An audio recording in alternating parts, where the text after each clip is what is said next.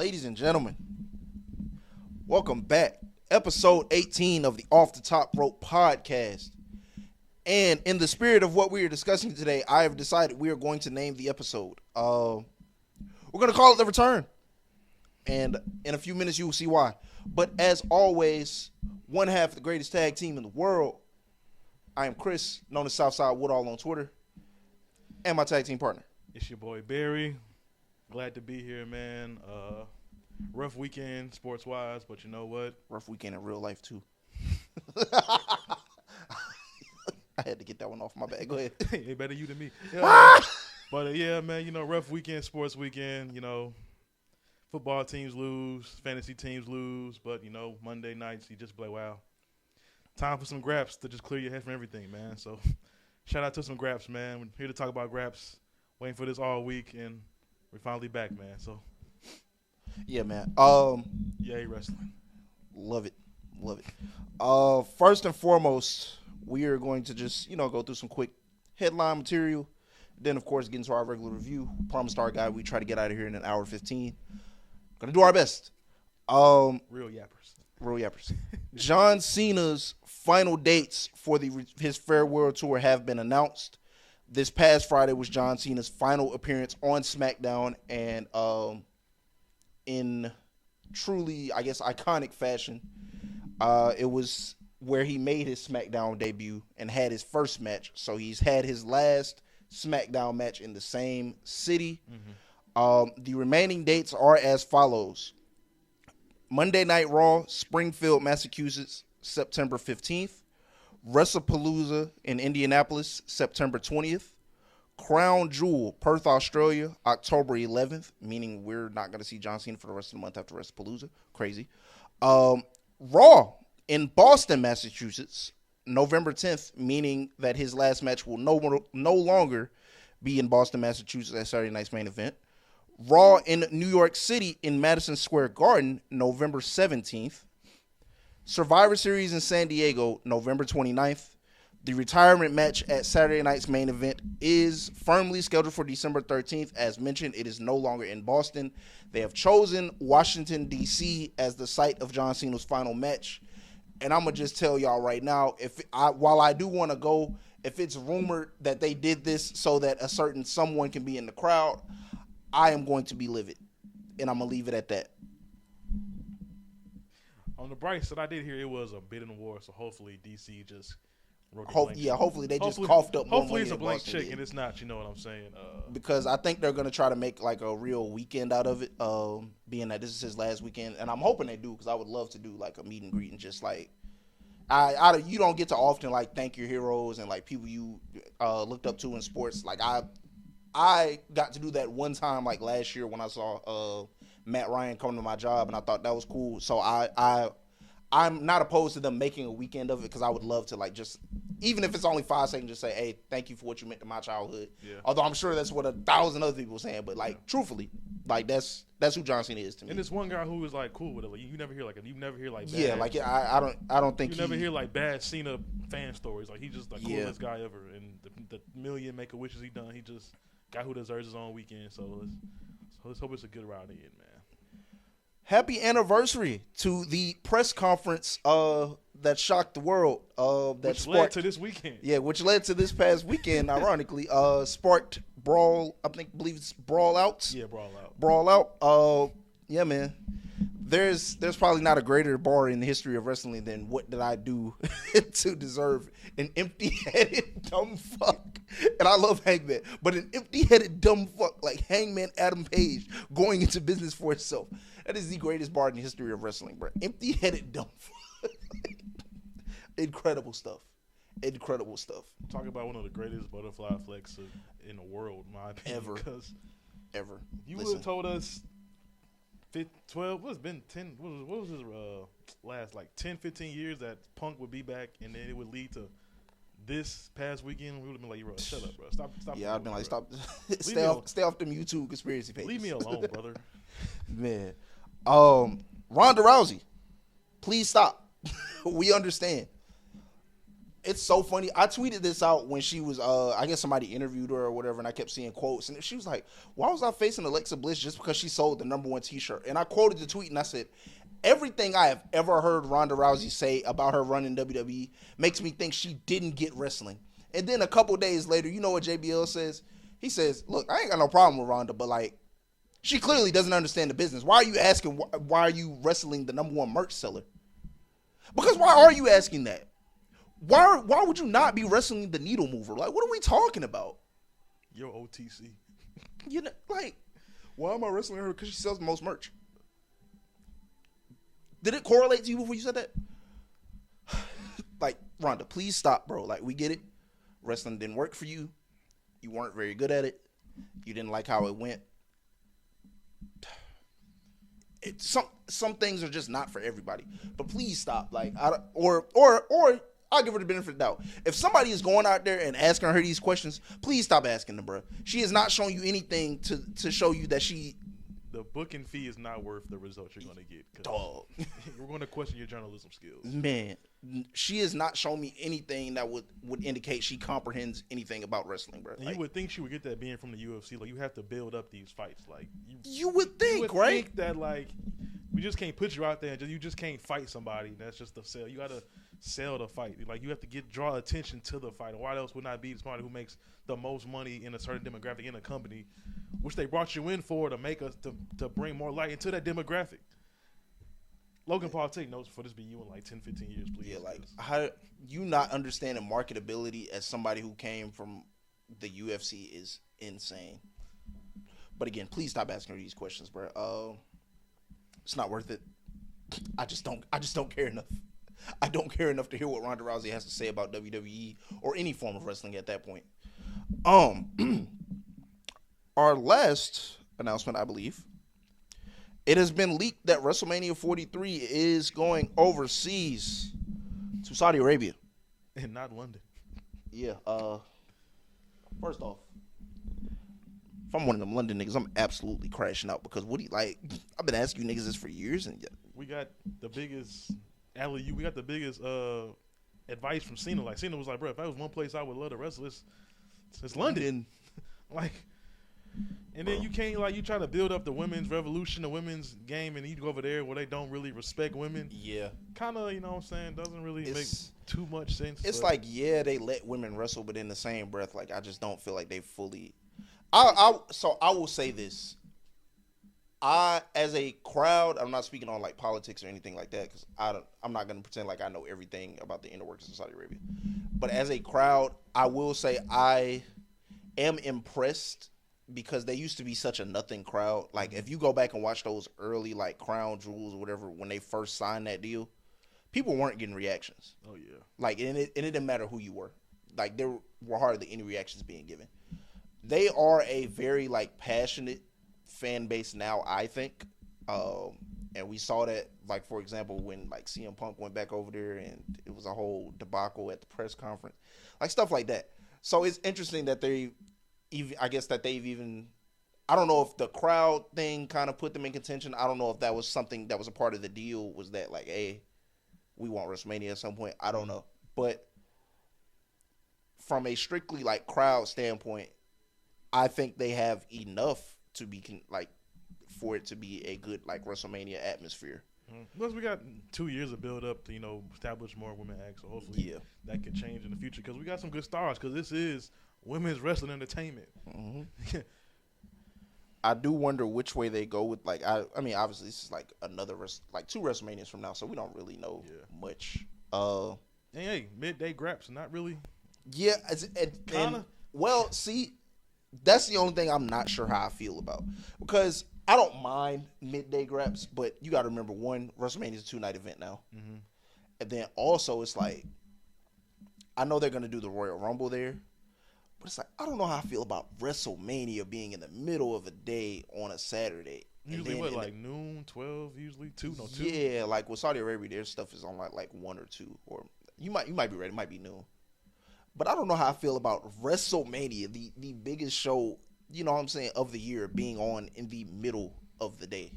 Like, I may just be, like, exaggerating, but I don't know. It feels a little crazy to me. Um. Ooh, look, more stuff to read. Let's see. I'm trying to find like the date. I don't really see it. What time it started? WWE, so all these shows. I can't find it, but yeah, I think it's usually either like 2 or noon. I think might be noon. You know, so we thinking about a 4-hour show, 12 to 4 midday grabs. You know, you got to wait all day for the anticipation of a WrestleMania. So let's just see how this goes. See how the crowd feels to it. That's really the biggest thing because you want these wrestlers work so hard for that WrestleMania moment, and they deserve the best reaction there. So I'm open to see how it goes. I think the Royal Rumble next year is going to be a big test to see how this is going to play out in the years coming. So hopefully the wrestlers get what they deserve, the reactions they deserve, because, you know, at the end of the day, they got to make their money. So, I mean, because that's really what the end of the deal is on their TKO side, because they keep talking like they broke. So if that's what they got to do, that's what they got to do. So. I'm glad you mentioned that because as I was, like, looking for something, I stumbled across a quote from the TKO president. 2 of them, actually. One, WWE is not where the UFC is yet on ticket yields. We have work to do there, but we've seen a meaningful increase as evidenced by the 59% margin in second quarter ticket yields, and site fees play a big part in that. We know we have more room to grow. Why do we know that? Because UFC is breaking records everywhere they go. The second quote, he also says, and again, this is Mark Shapiro, TKO president, Vince was primarily focused on pricing tickets for families and wasn't focused on maximizing the opportunity to increase said prices like TKO was focused on doing. That is a problem. Because in no life do I want to side with Vince McMahon, but like, yes, you should be focused on getting a family in the building, bro. A nigga shouldn't have to take out an arm and a leg to go to WWE when it comes to their town, bro. I should have to put this on Klarna every time I gotta get a ticket, bro. People shouldn't have to do that, bro. Like, I don't mind paying $200, but I gotta pay $400. People should not have to do that. But in the same breath, Vince did this shit to these niggas by bogarting his way back in and selling the company. So it's like he's not completely absolved of blame. Like he's still, he was a terrible person before, but like, yeah. And then on the other hand, you talking about UFC fighters, they barely get paid. Like, dog, y'all breaking all them records and you still not paying them fighters, bro. What the fuck are we talking about? Niggas ain't got no insurance company. Like they ain't got no. Like I got better working at the damn grocery store than they do, and they fighting for their life every other weekend. Like god damn, bro. Like break the bread what you could. Like shit is like I don't know, man. Yeah. Sometimes I see what people mean when they just they feel like WWE just feels like kind of soulless, bro. And maybe it's not necessarily their faults, but like I said, to an extent, yeah. But you don't compare yourself to like the Baron who don't pay their niggas. Like yeah, like that's such a crazy thing to do. Like oh yeah, UFC, yeah, bro, y'all don't pay nobody over there. Do not pay these niggas, bro. And it's just like again, the focus should absolutely be on getting a family in the building, bro. You can run.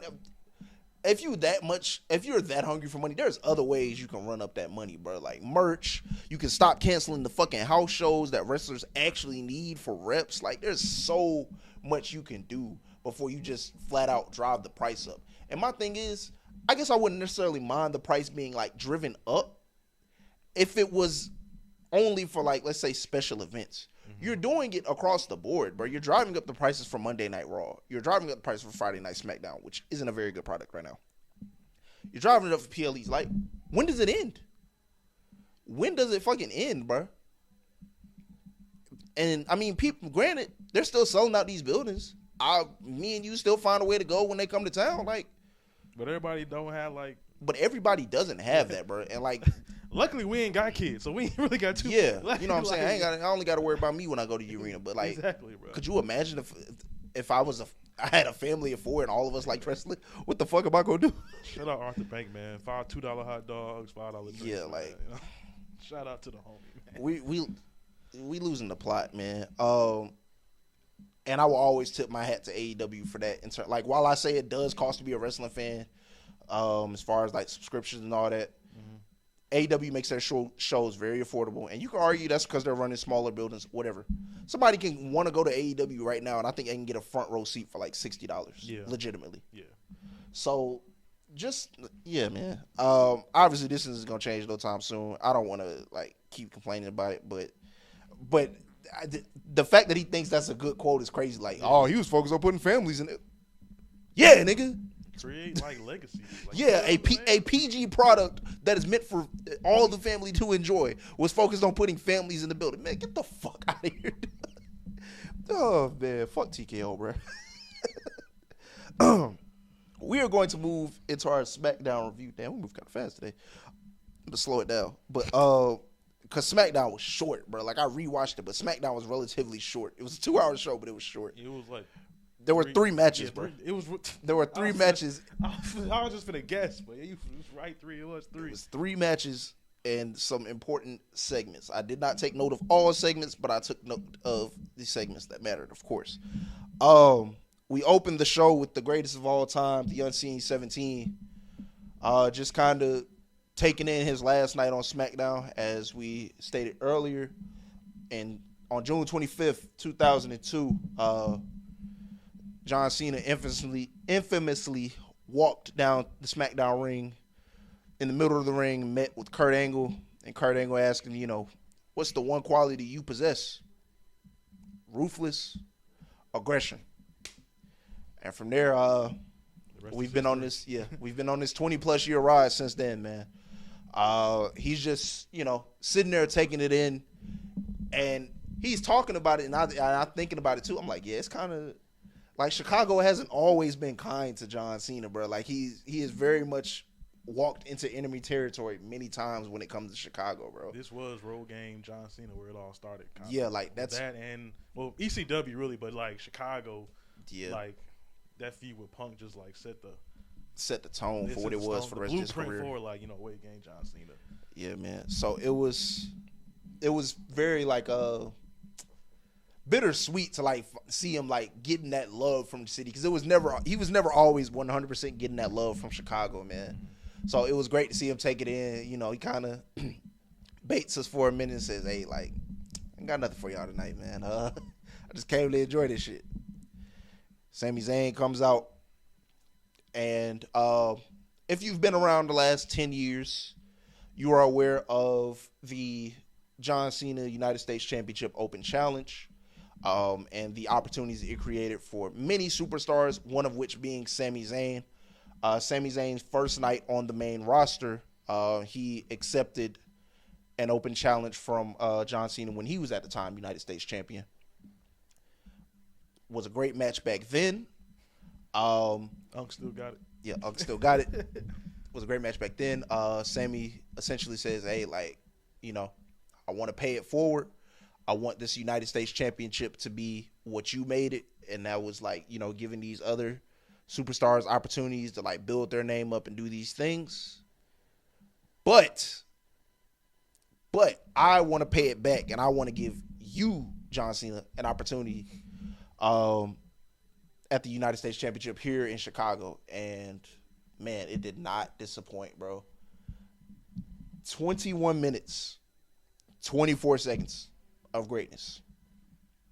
The callbacks, the hot spots, man, we got temporarily like bad guy Sammy. Like I kind of felt bad for Sammy, because Sammy's like one of the most loved guys in the business, but he comes out there, he's getting booed. I was like, wait a minute, he ain't I couldn't nothing wrong. I was gonna say I couldn't 100% tell. I don't know if this is because apparently like people really like love Solo like more than I thought. So I don't know if this is like residual from like him beating Solo, or I don't know if it's just the John Cena effect to where like, hey, like we to me really, it was definitely the Cena effect. That's what I'm hoping. Yeah. Like I'm hoping it's like we really just not trying to see this nigga lose no more, bro. So like we just go boo you. I think that's what it is, because like it happened to Cody. I mean that's the only person that happened to, because he hasn't. Well, I mean Logan sucks. I think that's the only person it's really happened to, because everybody else has been kind of like legends and stuff like that. So I think Sammy will be all right. I'm hoping that's what it's from, and it's not like the whole Solo/Cross thing. Like, get over it if it is. But yeah, man, like you said, great callbacks, a lot of good spots, angle slams, spears, an attempted RKO, a GTS. GTS. Man, listen, it just made me hate whoever booking this kind of more. As we said in the last episode, there is still wick on the candle, bro. John, if you say you're not hanging it up until like WrestleMania 42, we're not gonna be mad at you. Nobody's gonna call you a liar. In fact, we can just forget half of the heel turn happened and just, you know what I'm saying, go for there. But very, very good match, very inspired. Obviously went to a no contest because Brock Lesnar appeared. I'm gonna just say I cannot be any less moved than I am by like anything he's doing at this point, and truthfully I think it's because one, he doesn't look very in shape, to be honest. It looks very blown up, just like delivering F5s. But also like it leaves a sour taste in my mouth knowing that like you brought him back under the circumstances you brought him back under and just like didn't care. Like you didn't wait to go to court and like make sure he was cleared of anything. Like you just had the company's lawyers look at him and say, hey, like, are we good? Yeah, yeah, you can put him in the ring. Like that's it. Like it just makes no sense. Like, where is this coming from? What's the plot? Yeah. Even if you do try to explain it, it's still like, do we really need this? Like, we could have did something more than this. Like, you could have seen it with anybody, and we're gonna be there. But Any fucking body, like, bro. this just makes no sense. So listen, I know he's gonna be. Then where do we go from here? Like, yeah, so I know he's gonna be around because they were like he signed a deal and it was like very limited dates. But I'm not gonna waste my time like fantasy booking what the rest of this nigga's career looks like. I'm not gonna do any of that, bro. I'm gonna watch WrestlePalooza, hope John Cena gets something good out of him, and that be the end of that until he shows up again and whatever. But I could not be any less moved than I am with this shit right now. It doesn't pop me. It doesn't move me. Again, I've stated many times, even if I take the lawsuit shit out of it, the end of Brock Lesnar's career should have been that Cody Rhodes match, and it would have been perfect. Yeah. So. Even like the fantasy Gunther and Brock Lesnar match, I really don't even know if I want that anymore. Because I am no longer interested. Once his name was in that lawsuit 44 times, I am no longer interested in anything he's doing, bro. Unless it's like crystal clear and he's just like, he's like scot-free. It's just nothing else. It's just really just amazing. And that is literally all it takes, bro. Yeah, but like, I don't think we're getting that. Yeah, because like, you could have did so much more. We could have had Cena versus, literally like he said, Cena versus AJ, Cena versus Seth, Cena versus Dom. The list just goes on and on. Cena versus LA Knight. Like, you just could have did so much more to just draw attention and make a big name match at WrestlePalooza. But this. So look, here is my hope, and I say this because obviously he wrestled Sami Zayn on Friday. He does with the TV appearances that John Cena has left, which are, and I'll go look at these again. Okay, there we go. He has already done SmackDown. I am hoping that with the 1, 2, 3 remaining TV appearances that John Cena has, because they're all on Raw, I'm hoping it's similar to what he kind of did with Sami Zayn in terms of, I hope somebody just comes out there and says, hey, like, I want to, you know what I'm saying? I want to show my appreciation for what you've done for this business, and I want to wrestle you tonight. I'm hoping that's what it is. And I'm hoping, like, obviously, once we get past WrestlePalooza, I'm hoping these, you know what I'm saying? I'm hoping this Brock Lesnar thing is one and done. Win or lose, I hope it's one and done. I hope it's not lose, but I hope it's one and done. And I hope those last few TV appearances are used as, hey, if you want some, come get some. From there, you could potentially get AJ Styles. You could potentially get Dominic Mysterio in there. You may be able to squeeze a Seth Rollins match in there. Even if you don't squeeze in there on the TV appearance, you still have Crown Jewel. You still have Survivor Series. You still have the retirement match. So I'm hoping that the last few TV appearances are used for some of those superstars we actually did want to see him mix it up with. That is my hope. But again, we don't know because they kind of just sort of got it right with him. Starting, I'll say starting with CM Punk, they kind of got it right. Like the Randy Orton stuff was cool, but like the CM Punk and John Cena program, top to bottom, was flawless to me. So I feel like that's when they started to get it right. So I'm hoping that it's a strong finish for the rest of these appearances. Mm-hmm. Yeah, me too. I just don't know where we go here on either side. Like, you have Cena win, then do you like that would like have him be like in a title picture, but then it's still like, is it gonna be believable? And then if he loses, it's like, damn, bro, Cena just what are we doing here, y'all? So yeah, I think the worst part about it is me. We know how Brock Lesnar appearances go, yeah. win or lose. He's not showing up for a couple months. Like, who does it benefit? You know what I mean? For John Cena to take any more losses, because to me, a John Cena loss shouldn't occur until his last match. At this point, that is where I am. And as we always, or as we have been talking about, we got to the point of John Cena losing so much over the last few years that nobody thought it meant anything to beat him anymore. Yeah. So I am now past the point where John Cena should lose anything. I want to see definitive John Cena wins for the rest of the year up until the retirement match. And you give that last guy hey, I beat John Cena on his way out. And like I had, you know what I'm saying? Y'all thought y'all conquering hero had it. Yeah, no. And then like have it keep going because Austin Theory has done really nothing since that WrestleMania match. Dog, nothing. So I just hope they do the right thing. So yeah, I would hope. I don't care how much money you niggas brought him back for or what he signed to. John Cena shouldn't lose at WrestleMania. And I'm gonna just leave it at that. Beat his ass. Definitively, if you ask me. Priest versus Aleister Black. Very hard hitting affair. First off, I want to say this. Aside from what we just talked about, as far as like Brock Lesnar appearing, even though it was only 3 matches, I thought this was a very kind of like inspired episode of SmackDown. I thought storylines were driven along. I thought the matches that they did have on TV this night were like really good. Mm-hmm. Priest and Black was very hard hitting. Further advanced their story. I don't know where that necessarily ends. I see they have a Saturday night main event coming up in Utah. I don't know the specific date on that, but I think that'd be a good place to do it.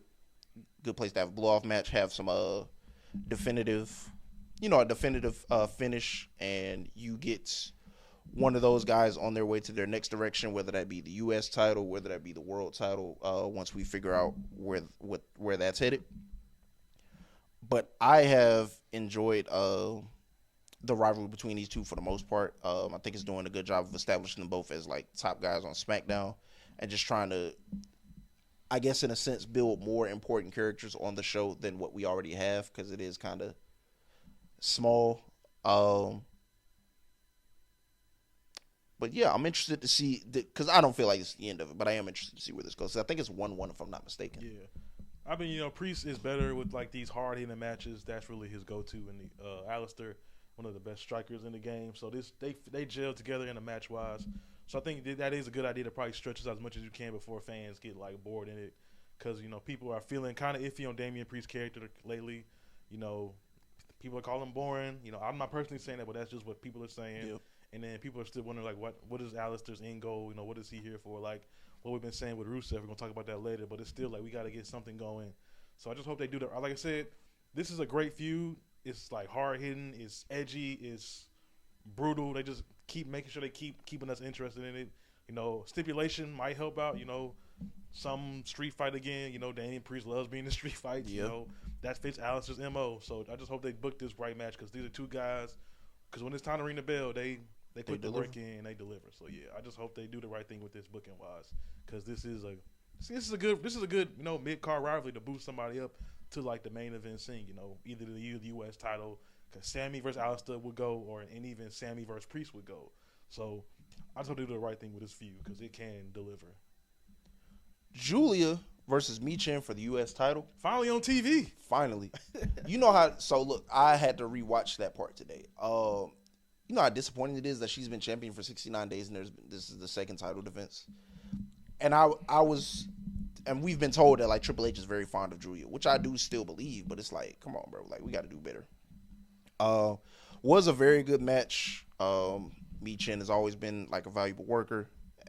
Julia's kind of, when you get her on TV, she's hit her stride, I think. But I have a hot take. I think the U.S. title was a mistake as far as the women's side. And I say this because as I'm watching that match finish and as I'm just taking in what's been going on with the U.S. title since its inception, you want to know the fundamental differences between the Women's Intercontinental Championship and the Women's U.S. Championship? When, let's say, for example, when Chelsea Green had the championship, she faced Michin like 4 or 5 times. when Julia won this championship, her before Michin, her first and only defense was Zelina Vega, who she beat for it. So. Right. Now with the Intercontinental Championship, Lyra had faced, I believe, Dakota Kai, Ivy Nile, if I'm correct. I think so. Yeah. Becky Lynch. Bayley was involved at some point. Nikki Bella has gotten a shot at the Intercontinental Championship. It looks like, based off how proceedings are going, in some way or form, AJ Lee may get a shot at the Intercontinental Championship. There are so many fundamental differences between those two championships that it's not even funny, bro. And that's like, again, I don't know if this is a draft issue and if that would fix it. But in my eyes, what should have been done, and I'm in no means knocking them trying to put the women on equal footing with the men. Mm-hmm. But to me, until you had it fully figured out, the best course of action was to make the Women's Intercontinental Championship a cross-branded championship. Because you would have been better off that way. You would have got more names under the belt. You'd have been able to have the mid-card would have been expanded upon like multiple divisions. Mm-hmm. But the way this is now, like to me, it feels like the women's U.S. title is a mistake. I wouldn't go that far because I feel like SmackDown is just horrible. Like, honestly, it's just even the back and forth with Jacob and Solo. They could have did somebody else with that.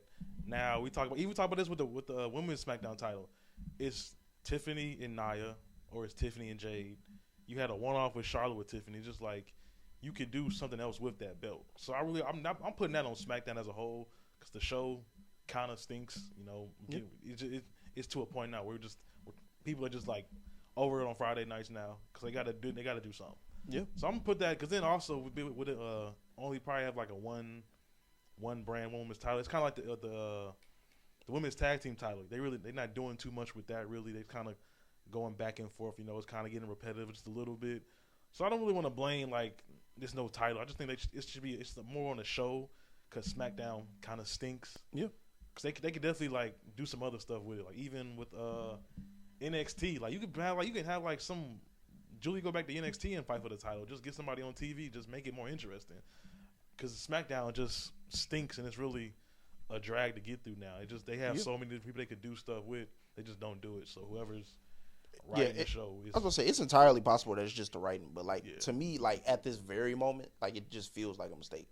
And again, maybe they need, like you said, it's on the writing, and maybe they need to use more of the division. Like you still have, like I know you still have B-Fab. Mm-hmm. Maybe instead of only exclusively putting them in tag teams, like you figure out something with the Secret Service. Like Alba is a more than capable wrestler, as is Piper Niven. Like there's so many things you could do. So again, it could be on the writing, but we'll see. The Return. So let me set the scene for you. Chicago, Illinois. It's Friday night. Seth Rollins comes out through the crowd, stands in the skybox. Coward, yes. Becky Lynch comes out to address Chicago and lets them know every team except the Bears sucks because she's married to Seth Rollins and Seth Rollins loves the Bears, except the Bears do suck. Fuck you, Ben Johnson. Yeah, fuck you, Ben Johnson. CM Punk. Oh, did you know she was talking to Kobe White when she's... Yes. So it's funny. So again, I had to rewatch certain parts today. I was hearing her tell somebody they suck, and I heard Michael Cole say, "Oh, she's talking to Kobe White," but I didn't know Kobe White was actually in the crowd until I rewatched today, and they showed him like behind the announce table. So I thought that was hilarious. That she was like, "You suck, and they're about to trade you." I'm like, but she might be right. I mean, they might be about to trade him, but I don't think like he got paid today. So yeah. But CM Punk comes out to the love of Chicago in a very great T-shirt, by the way. Whoever makes CM Punk's T-shirts, great job, man. Some of the best shirts in wrestling. And he gives us the teasers that everybody's been kind of alluding to because they were like doom and gloom and didn't think AJ was really coming back. He gave us what we didn't want to see. Yeah, he told us everything we did want to see. It is funny because remember when I was like, Rhea Ripley might be the only person who wouldn't get booed. He said her name and they were like, yeah, like they were still. But they said Bayley was like, he said, you think I won't get my sister to jump this rail and beat your ass? Man. He's like, I got shooters in Chicago. I said, wait a minute. Man, Becky lays hands on him again. He said, Becky, like, I really wish you wouldn't have done that. Basically, like, really wish you wouldn't have done that. Because, like, you know I'm not going to put my hands on no woman. But I know somebody that will. And for the first time in 10 years, we hear Let's Light It Up. Light it up. In front of about 16,000 plus. I don't know the official number, but I know the All-State Arena was packed out. Man, there are, I don't know how many more moments in wrestling can like make me feel something like emotionally, and it was crazy. Like I'm always grateful when I get to experience like great moments in wrestling with fans, because we were in Houston on Friday and like me and Tyler pulled up like that particular segment. Like I made sure it was on before we did anything else for the rest of the night. I made sure that was on. And it was the worst kept secret in wrestling. Like everybody knew she was coming back, but it was still like you had to see it to believe it, bro. Like you had to hear the music, you had to see her skipping out to the ring to believe it. Like to me, that shit felt very euphoric, bro. And obviously we'll get more into it when we talk about the Monday Night Raw segment as well. But it felt I know it feels cliche to say like welcome home and all that, but like sometimes it just feels good to see like superstars come home. With AJ Lee, ironically, this is with CM Punk too, but a lot of the stuff that they ushered in this new era of WWE, you know, because as much as we like hate TKO, I also cannot deny that there are positives that wrestlers benefit from, and a lot of those positives that these wrestlers benefit from come from the Brooks household, bro. A lot of work that AJ put in, she didn't necessarily get to see the fruits of her labor because she left the game a little early, bro. Like, AJ's 38 years old, still has a lot left in the tank, still arguably had a lot left in the tank when she left. She was a very good wrestler in a time where there weren't a lot of very good women's wrestlers on the roster. In addition to that, like I said, CM Punk, there's stuff that he and others that he ushered in that others benefit from that he didn't get to necessarily see the fruits of until he came back. So I love that in the sense that AJ gets to come back and like benefit from some of these things. There is not, if I'm correct, besides Nikki Bella, since she is active right now, there is not a superstar on the roster as far as women's that like AJ has mixed it up with ever. So all of this is fresh. Yeah. None of it is rehashed. None of it is going to be like, oh, you left for 10 years and I hate you, or you went to AEW and you said this about us, and that. All of it's going to be fresh. All of it. All of it, bro. Like it's fantastic. Yeah, I'm excited to see where this goes. Like she said, I'm your favorite wrestlers. Favorite wrestler. So like, yeah, her proteges, Liv, Roxanne, Lara, the Graps are going to be crazy. I'm excited. You know, usually we not, like you said, we not usually too excited for these mixed tag matches. These, you know, hot pops, married, you know, low blows. But this was amazing. The pop was amazing. Becky and Seth did an amazing job with their reactions. They like sold the goofy bad guy thing perfectly, in my opinion. You know what I'm saying? Becky, I thought like this could have been so much bad, just like the cringiness of it, but they just delivered it perfectly. Like AJ just skipping, it just CM Punk, seems like the happiest guy in the world.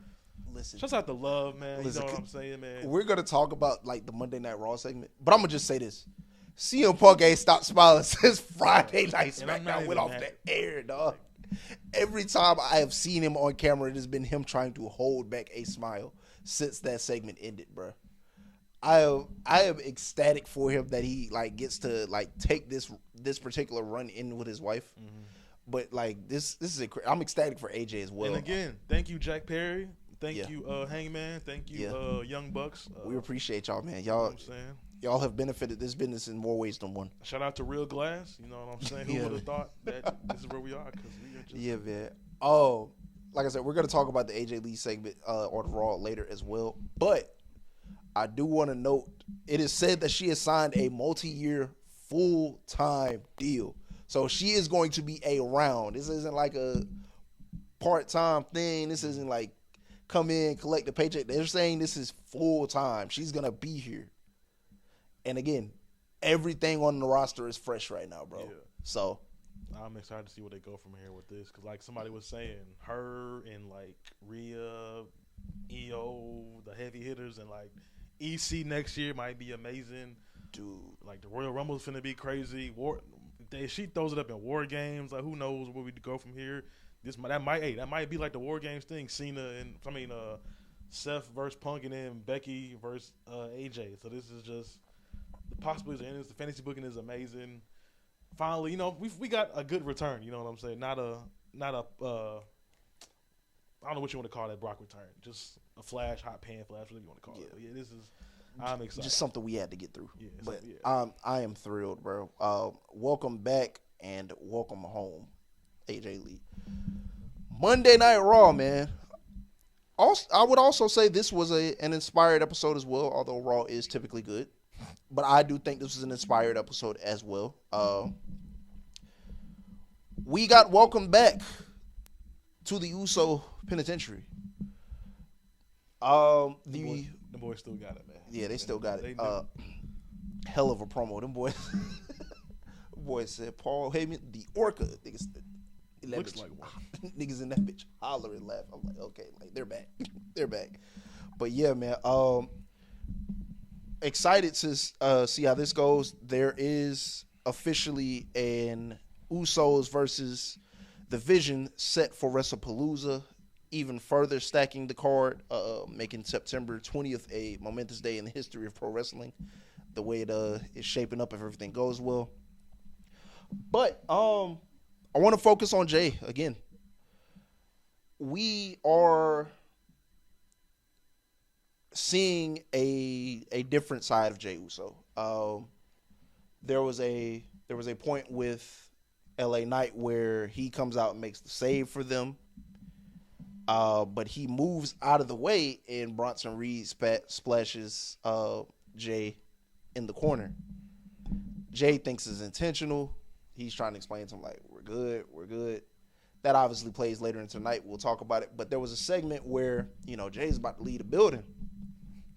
Jimmy like, where you going, bro? We gotta play the call. We gotta, you know what I'm saying? LA facing Bronson Reed tonight. We gotta make sure you're straight. Like, Jay basically like, I don't give a fuck about this nigga. You think I give a fuck about some LA Knight? No. But Jimmy tells him, like, you know what I'm saying? Yeah, we gotta run this play, but like also like you don't sound like yourself. You sound like Roman. And Jay like, sounded like myself. I ain't been working. And to an extent, he's not wrong. I mean, yes, he did win the World Championship. Yes, he did win the Royal Rumble. But you got to think on the way there were some hiccups, and on the way down, obviously there are going to be hiccups. He lost the World Championship. He passed out, didn't tap out, passed out.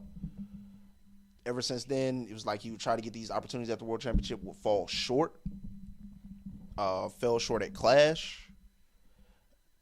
And it's just like, I think he's kind of just in the mode where, like, where is me helping you niggas, like, getting me? Because you got to remember, there were times where he was helping Cody Rhodes. He was helping Sami Zayn. Helping all the babyfaces on Monday Night Raw. Where's they got him? He helped Cody Rhodes when John Cena was champion. He was helping face Logan Paul. And Gunther warned him that, like, yeah, your stamina looking low, buddy. Yeah, you know what I'm saying? You stretching yourself thin because you want to be a good friend. That don't make you a good champion. Gunther was right. Trying to, you know what I'm saying? And we've seen that with the world champions over this past year, I would argue. We saw it with Cody Rhodes too. Like, you can't be at the top and have all these friends, bro. What you think you can, but you can't. Now, ultimately, that is the same. And I guess it took him losing the world championship to get it, because in a sense, that's kind of the same thing that Roman kind of imparted on him, bro. Like, you need to stop worrying about trying to help everybody, bro. Worry about us, man. Yeah, worry about yourself. You don't help me. Roman said, you don't help me for like 4 years, dog. Like, at what point do you start looking out for you? At what point do you start looking out for number one? So, yeah, maybe Jay sounding like himself hasn't been working. And we will get back into that later. But I just want y'all to, like, keep that in mind as we work our way back into the main event later. AJ Styles versus El Grande Americano. Great match. Love it when Unk's on TV. There was a work shoot promo during the commercial where he was like, Was you know, really? nah, that shit was 100% a work, man. I'm not fault. I feel like, you know what I'm saying? I don't want to be like the wrestling fan who feels like they know everything, but like I kind of have an idea when some shit is like I think I can identify a work way better than a shoot. Like when I saw that promo, I did not have to question it. Like I was like, yeah, this is a work, nigga. This is a work. But yeah, work shoot promo during the commercial break saying like, hey, somebody clearly don't want me here. Like Gallows and Anderson gone. Meechin on Smackdown. Like I ain't got no club no more. Like these niggas clearly don't want me here. I think it's a work. Oh yeah. Aside from that, brilliant match. With shout out Joe T, man. That man. Oh yeah. That match, like, hey, you know how I was ecstatic when I found like when I guess they switched his days because he's doing college football. Mm-hmm. But I was kind of ecstatic just at the fact that like, oh my god, he's not gonna be gone from TV for a few months, bro. Because like I love Michael Cole, but like he has dropped the ball a little bit.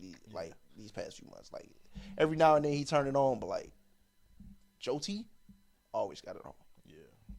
So I was ecstatic about that. God damn, I'm hyped now. Let's go, man. Let's go, man. I'm ready for He's this show. incredible, dog.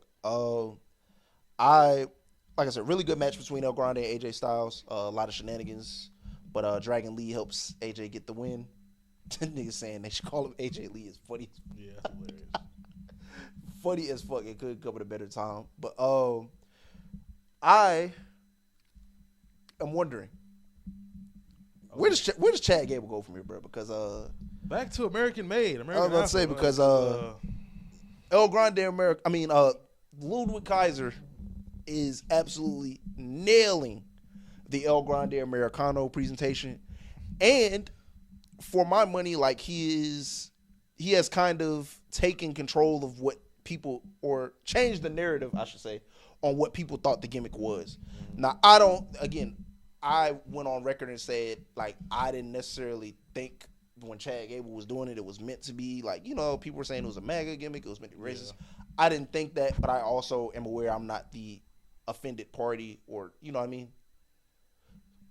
But the perception of Ludwig Kaiser's version is... a little European, speak a little Spanish. Dog, like... since they think, so I'll say this, since the last El Grande was considered a MAGA thing, I'm gonna say this: the new El Grande that Louis is doing has gotten an 100% approval rating. To use political terms, that shit has gotten a 100% approval rating. He has won the electoral college vote. Dog, he over in Mexico. Shit, he low key kind of over in the U.S. too. Like niggas booing him, but like niggas booing him because they hate the character, not because they hate like what it stands for. Yeah. But yeah, man, I don't know where Chad Gable goes from here, bro. Because I don't know what it's supposed to look like when he gets back. Yeah, and they can do it perfectly. Like it's like this is like they can tell this story so perfect. Like Chad just come back and be like, "Who is this guy? Yeah, like, who the fuck is this?" Yeah, like the writing is on the wall. I hope like you said, I hope they do this right because this is hilarious. This is who would have thought. And they gave him a new theme song. I didn't even notice that, but yeah, like man got yo, man got crazy motion. You feel what I'm saying? Vikingo, I'm sorry. I just hope you know Friday it might be over. Yeah, bro. But yeah, man, this is crazy. Like, match is great. I love seeing AJ Styles. When how much like we got with him in the ring, delivered a crazy match. Shout out to Corey and Joe on the call. I felt it every little bit. You know, El Grande Dos, whatever you want to call the new ones they got coming up. This is hilarious. I'm not gonna lie. I'm entertained. Like we always say up here. More Dragon Lee on TV. Can't complain about that. Can't complain about it. I love to see where they would go with this. And we're doing great. I think we're well past a month, if I'm correct. We're well past a month of Dragon Lee on TV. Sure. So we're all good in that department. Raquel versus Lyra. Thank you. Yeah, I was about to say, this is our weekly thank you, Kevin Nash.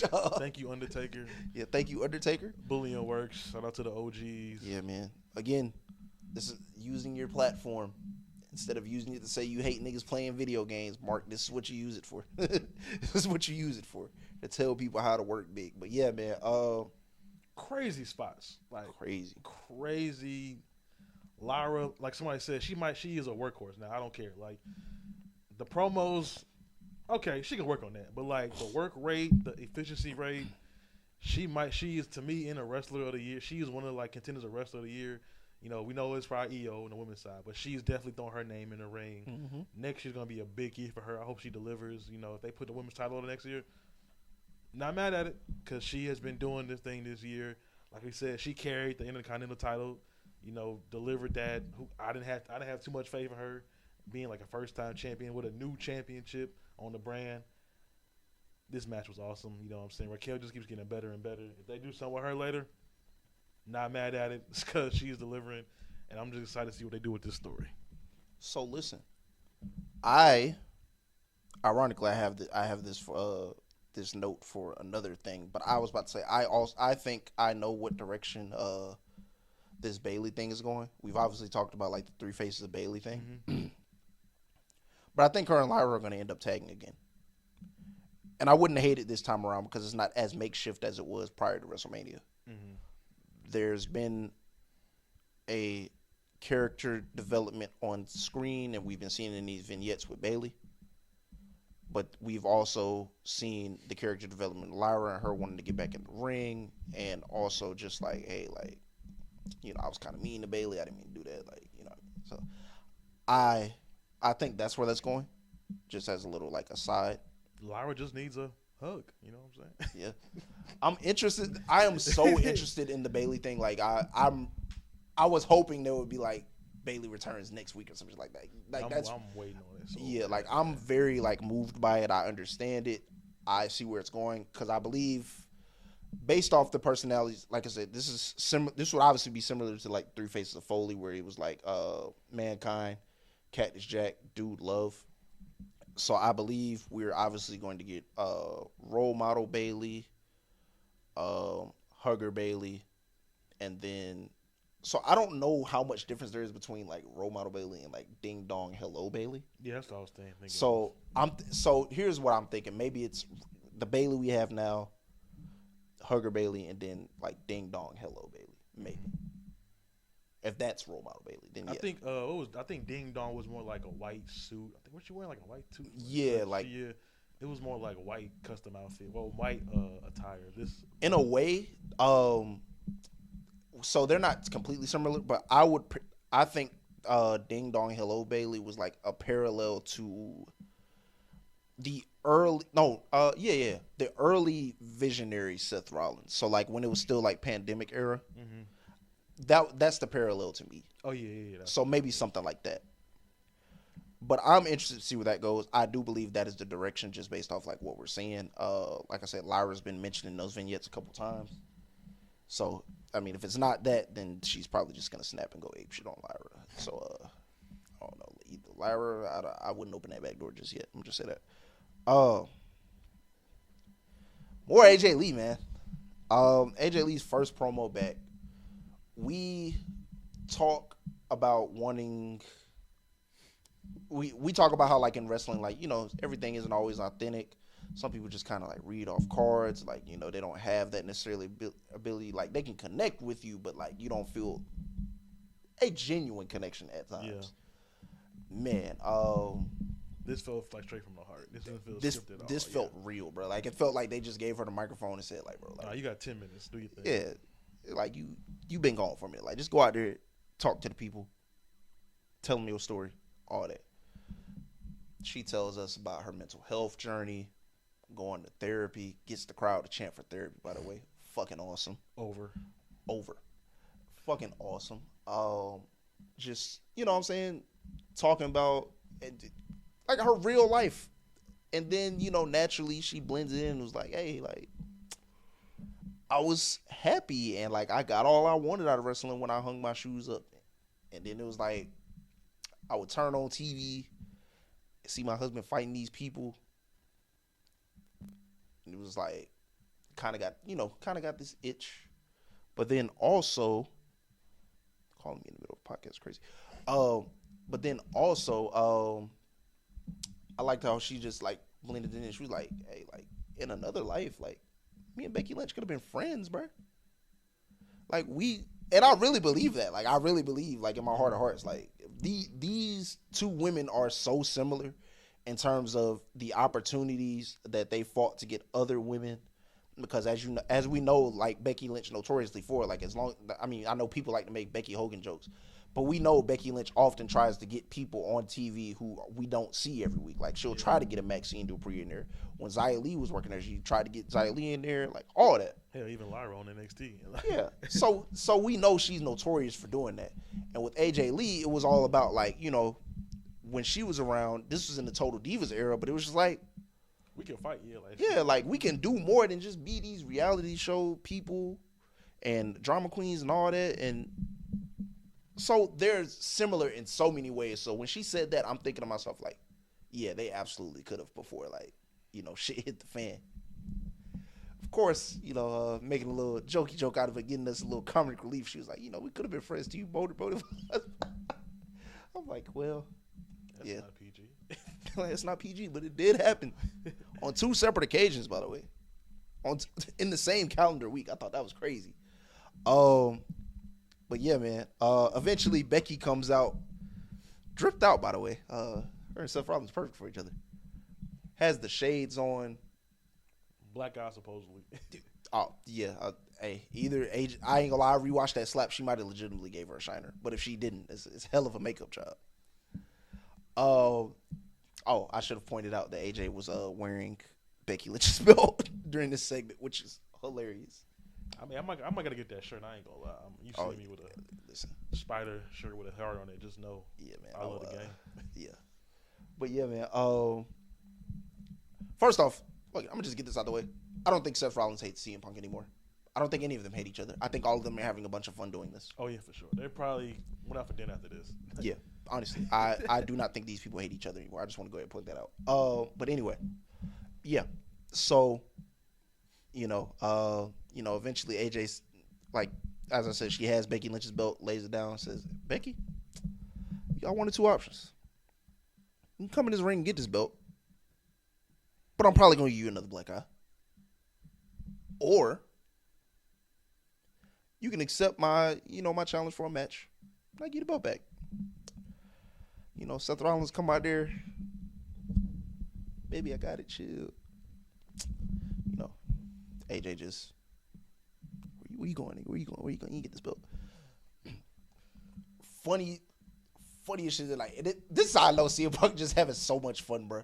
Nigga doing comedic relief shit. Niggas doing comedic character shit. Sneaks up behind Becky Lynch while Seth Rollins' back is turned, like, focused on trying to get the belt from AJ.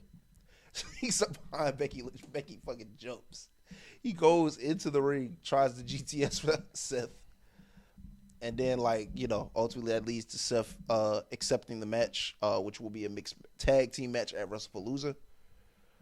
I am excited, but you briefly touched on this earlier about, like, we didn't know what to expect because we were there in 2019 when, like, a husband and wife got involved on screen. I don't want to jump the gun, but, like, we are so far clear of that shit. It's not even funny. Because the difference already before the match even starts, there was no. First off, all of that shit was bad TV. Let's start with that. That's what it was. Before the match, like Baron Corbin, Lacey Evans, all of that shit was bad TV. We can start there. None of what I've seen the past 2 segments is bad TV at all. We're good. We're free and clear. We're good.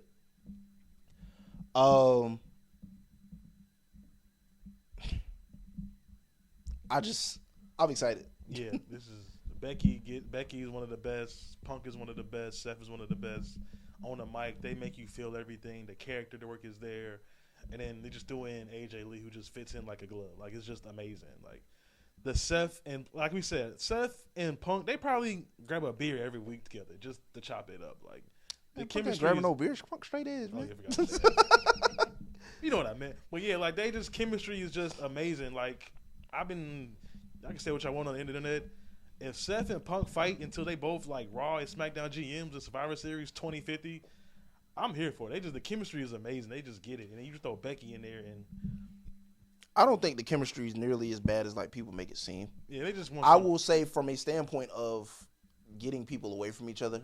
This is not something that needs to last until like WrestleMania or something like that. Like I think by the time we get to Survivor Series, that should be the end of it because we're in September now.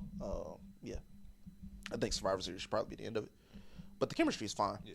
Sorry, Paul Heyman. You just might have to take a little more longer because the four of them are cooking. Brian is kind of we're doing their thing now. Let them get free a little bit. I was gonna say I'm actually glad you mentioned that too because that has been a topic of discussion, and I've been trying to like wait and see with the vision and just like kind of figure it out because a lot of people are like Seth Rollins holds them back or and it might be Paul Heyman, bro. I'm not gonna lie. Like I'm really starting to look at it. I think it's Paul Heyman because Seth has been phenomenal. Yeah, because Seth never needed a mouthpiece ever. Like he's an architect and he knows how to like make you think while he's talking.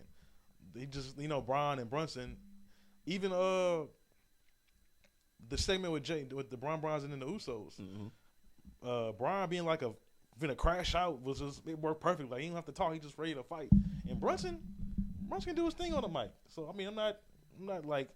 I get the bringing the Paul Heyman in for storytelling on the Roman Reigns side and on the Punk side, but yeah, like I would enjoy your family time a little bit more, Paul. Like, well, yeah, it's crazy because like I would argue the person who probably needed the mouthpiece the most is Braun Breaker, and that's not to say that like when Paul and Braun are together it doesn't work, but like there is nobody that is a member of the Vision right now that like really needs a mouthpiece, bro. Yeah. So it might be Paul Heyman, but I don't know. Yeah. I guess I'm not mad at like Braun Breaker talking for like 2 minutes, then just like spiraled out of control. Like I don't even need this. Like let me just go whoop his ass. Let me just go spear him in half. Yeah, I guess we just gotta like see like the last 2 weeks and also those weeks in general where we had seen Seth Rollins not with the group. Like I think the dynamic works better when they're not necessarily always on screen together. There can absolutely be times where they are on screen together and it'll work. But I don't think they always have to be together. Yeah, the backstage segments were good when Paul was like, "Yeah, I got a plan. Like, I got y'all. Like, so I think it's gonna work." So, only time will tell, unfortunately. So we gonna see. But yeah, Paul, just kick your feet up some more on the beach. Yeah, man, kick your feet up, man. Yeah, man. You know what I'm saying? We good for a little bit. Just kick your feet up and really sell that guillotine, my brother. Rusev versus Penta. Match came about in a hilarious way. I thought it was. I just want to say, in general, I thought that was a good way to like just put some more depth to Penta, bro. Just make him more than like the workhorse. In fact, this is why you don't believe everything on the internet, man. The rumor on the internet was it was gonna be L.A. Night or Rusev. I was like, bro. I didn't believe that shit for 1 second. I was like, that does not move the needle at all, bro. Like, so shout out to you, fake dirt sheet writers making up fake news because that would have been horrible in my opinion. This was like you said, this was perfect. Like Penta, like talking to Pierce, like, hey. Do you love Penta? Yeah. Like I thought that was so funny. Penta like walk with me, bro. But yeah, man. Fun match, man. The crowd loves Penta. Why don't you love Penta? Yeah, like look at that Pierce like, what's good with you, bro? Like we got beef, man. Yeah, Pierce like, huh? What are you talking about, bro? Like, I like you. Like, you're on every week almost. Yeah, like but do you really love Penta how the people love Penta? Nigga said, are you getting booked, ain't you? Like, fuck you mean? How many niggas went your spot right now, cuz? Man. But yeah, man, fun match. Good don't mind Penta losing here. Good way to get Rusev some. First off, it wasn't a clean loss either, but good way to get Rusev some more wins, build off that Sheamus win, which was huge for him. And be a good looking powerhouse. Absolutely. That's what they do, you know what I'm saying? So I wanted to say 2 things. One, it's ironic. I know where something is going, but I don't know where this Rusev thing is going as far as like championship wise, or if he's gonna. I read something earlier today that I don't want to spoil because the person that is supposed to be with is not back on screen yet. Like they're still out with injury. You know what I'm talking about, but I don't want to. No, I'm drawing a blank, and I'm kind of glad I am. Okay, shout out to ADHD. Okay, well, I just won't mention it, but I think I know what Rusev's next direction is based off of me reading that. But as far as Penta. So I have an idea, right? So if you follow me here, there are 3 members of the New Day currently. Grayson Waller, Kofi Kingston, Xavier Woods, of course. Big G. We have not seen Andrade and Rey Fenix since the TLC match at SummerSlam. I believe that maybe it's not just going to be the Lucha Bros, which will be Penta and Phoenix, but maybe some sort of like Lucha Alliance with Penta, Phoenix, and Andrade. Because the New Day situation does seem to be getting to Penta. It does seem to be something he may not necessarily be able to handle. So I think it's possible that's where that's going. That's perfect to me. Yeah, no offense to the War Raiders, but yeah, no, it just doesn't. Yeah, it doesn't move me. Yeah, it doesn't move the needle. So I want to put that out there. I think that is possibly a direction. But yeah, Asuka versus Nikki Bella. I'm not 100% sure how to feel about it. I think it was a quality showing from Nikki Bella. I don't think it was any worse than the Clash match either. I think she's still kind of like getting her footing back. Yeah, I mean, you got to keep the ball rolling with her. You don't want her to get like lost. Because I'm not saying we don't need her, but the new age, the new horses, they know what they're doing, man. Like it's not like she need to like carry somebody. And also it's just like, in a sense, I think this is kind of stuff she needs to be doing, because the whole story of her run is just kind of like, can I hang with these people? Like, do you know what I'm saying? Do I have a place in this era of WWE? Shout out Wade Barrett, man. Yeah, and I think people. I'm glad they talked about it, but I think people like oversold it. I'm glad he like got. I'm glad they let him get that tweet off, because I'm like, that shit wasn't, good heel work. I was about to say, it seems like he was speaking from like a heel commentator place, but also like that truly is the story, bro. She's back to see if she can hang with these people. That's just what it is. And a lot of people are like, another thing, they were like, well, why are you having Nikki Bella lose to Asuka? And she's like, bro, like, I know who Asuka is. Yeah. One, do you know who Asuka is? But also, again, that is the story you should be telling. If like you're a Hall of Famer and you want to see like how you measure up with these girls and stuff, that's what you should be doing. You shouldn't beat everybody just because you got a Hall of Fame ring. Yeah. That ain't how it work. So I think this is the right direction for her. I think it was a good match. Like I said, I think it's still I don't know if it's like timing. It's something is a little off. Like it's nothing like end of the world, but it feels like one of those things like she keeps getting the reps. She'll be fine, bro. Like, yeah. And plus like the whole the Naomi and Stephanie Naomi getting pregnant kind of like forced them to like pull the card with Becky and Nikki. So I'm not like, you know what I'm saying? It's gonna work out eventually. She'll be fine. We're probably like just 2 weeks or 1 week behind for her, like really clicking. You know what I'm saying? Yeah. I heard that she was hurt, so I guess they probably kind of rushed her back for that Becky match. So we gonna be straight, man. Yeah, she'll be fine. But another aside of this match, afterwards, Rhea and Asuka got into it again. Clearly their issues are coming to a head. Obviously, this all stems from Rhea's relationship with Io Sky, and frankly, anybody trying to get close to Io Sky, it would seem as the match with Nikki and Asuka only came about because essentially, they seen Nikki talking to Asuka. I'm sorry, Nikki talking to Io. Mm-hmm. So again, I'm not sure. Well, let me not say I'm not sure. I know where this is going. As far as the final destination, which seems like Rhea and Io versus the Kabuki Warriors. It seems like a side quest of this, or like side mission, whatever you want to call it, just something to like get us there. Is going to be like a Rhea and Asuka type of thing. We have seen them mix it up in the past. Really good results. So wouldn't mind like seeing it ran back again. I don't know if it's something they do for WrestlePalooza. I don't know if this is an episode of Monday Night Raw. I don't know if they go ahead and run a Rhea and Nikki Bella tag team versus the Kabuki Warriors, and we go from there. But I'm intrigued. Yeah, I'm intrigued. I am too, because 4 women who could grab, all of them could grab. You know what I'm saying? Kyrie could grab, Asuka could grab, Rhea, grab her. You ain't got to do too much with Nikki in there. You know what I'm saying? Get the hot tag to Rhea. It's going to be amazing. Yeah, I'm excited to see what the long run is for this. Like we said, you know, you don't want to throw Rhea in the title picture back too soon. Yeah. Because, you know, we can tell when y'all trying to force something down y'all trying to put something on us too much. So, yeah, I'm kind of glad they're doing this little side quest thing. And, you know, hopefully we're going to see that with Stephanie beating Io at WrestlePalooza so they can put her back in that storyline, too. So, I'm excited to see where they go from here. Hell yeah. Our main event for the evening, Bronson Reed versus L.A. Knight. Yeah.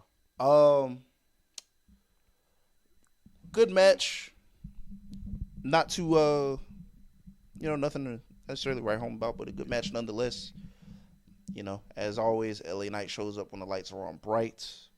Get more light on Bronson because he is the future. Yeah, absolutely. But, you know, of course, when you're in a match with somebody from the Vision, you're never safe. You're never safe. You know, Braun Breaker interferes. Jimmy Uso gets involved as well. This leads to Jey Uso getting involved at some point. He ends up, you know, laying out Bronson. Actually, no, I'm sorry. Got mixed up. I believe they end up laying out the Vision. Yeah, they end up laying out the Vision. Vision, you know, flounders from the ring, cowers away, whatever. And, you know, LA Knight's telling Jimmy, like, we're good. Telling Jay in the corner, like, we're good. LA got his back turn around. Boom. Spear from Jay. Maybe the best spear ever. Yeah, maybe the best spear he's ever hit. Now, if y'all remember earlier when we started the Raw review, I said, like, just let it marinate with you that, like, Jay took that advice from Roman and, like, sounded like himself ain't been working. He realized he can't be everybody's friend. Now, I don't know if you necessitate this as a heel turn or if you necessitate it as, like, anti-villain, or, like, again, Jay looking out for number one like he should be doing. Because, again, nothing's working.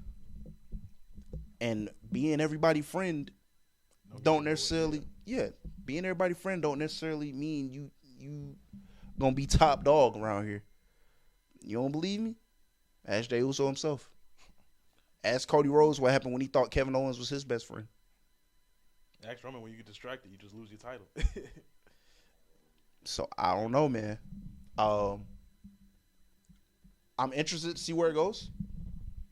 Like I said, I wouldn't necessarily say it's a heel turn as much as it is looking out for number one. I think so I will say this. There are absolutely moments in wrestling that, like, can solidify that it is a heel turn. But I also think we are far enough in wrestling to where some things don't have to be, oh, I'm a baby face now, or oh, I'm a heel. It can be like, this is justified. Yeah. This is absolutely justified. Jey Uso acting that way towards LA Knight based off the events of that night and the past few weeks is absolutely justified. Last week, LA Knight came out and got in his face and said, like, hey, we can settle this shit with the Vision tonight, but, like, me and you, if we got an issue, like, we got an issue. Like, that's why I'm loving, like, this new era, because, like, you see this with Drew, KO, hell, even Randy sometimes. It's just like, yo, we ain't got to, like, you don't have to pick a side. It's just, hey, I'm doing this because this is how I'm feeling. Like, yeah. This is what's right in my mind. Like, I don't care about, like, the cheers and the boos because I see what y'all niggas is doing. Like, it's not working out for me. Like, exactly. So I don't know what they go, like, the storyline. They could do this in so many different ways. I'm seeing him, like, be like, hey, Jimmy, you finna be a dad, bro. Like, lock the fuck in. Like, I'm excited to see where they go from this because hopefully Cinema is back. You know what I'm saying? They could tie this in with Roman somehow. Who knows when? You know what I'm saying? OTC, I love you, but, you know, you schedule. So, yeah, I'm excited to see where they go from this. You know, is this the end of the Yeet movement? We don't know. I'm going to just let them cook because when they get, like, a good storyline like this, it's going to be cinema. Yeah. So, like I said, I'm interested to see where it goes. Where we are right now in the story, like, all of this is 100% justified. So, we will see. Not mad at it, though. Pretty good ending to Raw. apparently a Raw Triple H wasn't at, by the way. That's hilarious. Nigga said he posted a video on social media and they went like 3 different states in like 24 hours. Like, what the fuck? You have a show to run, bro. You out here leaving Bruce Pritchard in charge of shit? Which is why it's surprising it was a good episode. But yeah. Other than that, I don't think I have anything for today to close with. Is Dom 2 belt on the way Friday?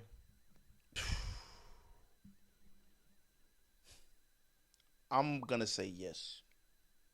I would do it. I would go ahead and do it. Yeah, me too. Because to me, if you don't, like you, if not now, then when? Yeah, one, if not now, then when. But then also, like, why did you do this AJ Styles shit to me? If like Dom wasn't gonna have 2 belts, bro. That's how I feel right now. So I absolutely do believe that is on the way. Next week is WrestlePalooza, so naturally our next show will be the review show. Well, not review. I'm sorry, predictions. Prediction show. Followed by any reviews. I believe, as stands, the named matches are Stephanie Vaquera and Io Sky, Brock Lesnar versus John Cena, the Usos versus the Vision, AJ Lee and CM Punk versus 2 other members of the Vision, I guess, Seth Rollins and Becky Lynch. And is that it? Yeah, so far, yeah. Yes, so far. And Triple H has also said that Cody Rhodes is going to be at WrestlePalooza, so it's very possible that the WWE Championship is being defended there. Are we getting Randy and Drew there? That's going to be on Smackdown. Okay, all right. But like I said, Triple H has, like, he went on Pat McAfee, said, like, Cody Rhodes is going to be there. So we got to sell these tickets, man. Yeah. Don't know how that works, but we'll see. So I think we're at 5 name matches, if I'm not mistaken. We'll see if anything gets added before next week. Like I said, I expect them to try to do big things because this is the ESPN debut for them. But yeah, next week, WrestlePalooza predictions. If I have the all-out card in front of me, because we record on Dynamite nights now, unfortunately, so I don't know if I'll be able to watch it immediately. But if I have the all-out card in front of me, I will try to run through that as well. But yeah, man, this has been a great episode. Episode 18, the return. And for good reason. We will see y'all for episode 19, man. We appreciate it as always. Like, comment, subscribe, tell a friend to tell a friend. Follow the network. If you follow us on TikTok, share the videos, like, whatever, interact. We'll have some clips up this week. Know it's been a minute. But yeah, man. Thank you as always. We'll see you.